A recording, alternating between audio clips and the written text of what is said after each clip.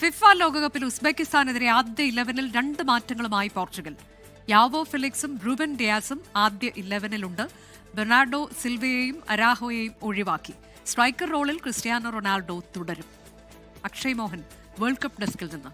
അക്ഷയ്, ജീവൻ മരണ പോരാട്ടത്തിന് ഒരുങ്ങുകയാണ്. അല്പസമയത്തിനകം തന്നെ കളിക്കളത്തിലേക്ക് പോർച്ചുഗൽ ഇറങ്ങുകയാണ്. അപ്പോൾ എന്തൊക്കെയാണ് മാറ്റങ്ങൾ, വിവരങ്ങൾ?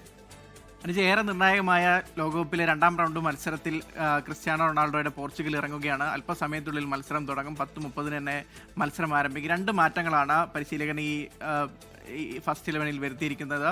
2 പേർ മുന്നേറ്റത്തിൽ യാവോ ഫെലിക്സ് എന്ന യുവതാരം, അതായത് സൗദി ലീഗിൽ റൊണാൾഡോയ്ക്കൊപ്പം പന്ത് തട്ടുന്ന യാവോ ഫെലിക്സ് ആദ്യ 11-ൽ തിരിച്ചെത്തി. അതോടൊപ്പം ബാക്ക് ലൈനിൽ റൂബൻ ഡയസും അരാഹോയ്ക്ക് പകരം തിരിച്ചെത്തി. ബെർണാർഡോ സിൽവ കഴിഞ്ഞ തവണ മുന്നേറ്റത്തിൽ കളിച്ച താരം പ്രകടനത്തിന്റെ പേരിൽ ഏറെ പഴി കേട്ടിരുന്നതിന് പരിഹാരം എന്നോണമാണ് പകരം ഒരു യുവതാരത്തെ ആ 11-ലേക്ക് കൊണ്ടുവരാൻ കോച്ച് റോബർട്ടോ മാർട്ടിനസ് തീരുമാനിച്ചിരിക്കുന്നത്.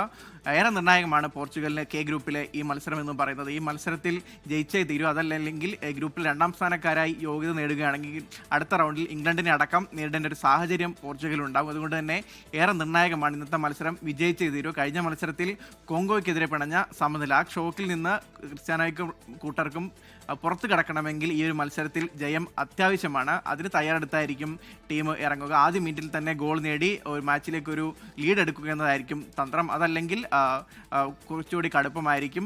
പ്രത്യേകിച്ച് പ്രതിരോധത്തിന്റെ കളിയാണ് ഉസ്ബെക്കിസ്ഥാൻ പുറത്തെടുക്കുക. ഫാബിയോ കന്നവാരയുടെ കോച്ചിങ്ങിന് കീഴിൽ ഇറങ്ങുന്നവർ പ്രതിരോധത്തിന്റെ ആശാന്മാരാണ്. അപ്പോൾ കൗണ്ടറിലൂടെ ഗോൾ നേടുകയായിരിക്കും അവരുടെ ലക്ഷ്യം. അതുകൊണ്ട് തന്നെ ആദ്യം തന്നെ ഒരു ഗോൾ അടിച്ചുകൊണ്ട് ഒരു മത്സരത്തിൽ ഒരു അഡ്വാൻറ്റേജ് ഏറ്റെടുക്കുകയായിരിക്കും ലക്ഷ്യം. റൊണാൾഡോയുടെ ഒരു തിരിച്ചുവരവനായിട്ട് ആരാധകരും കാത്തിരിക്കുകയാണ്. അനുജ,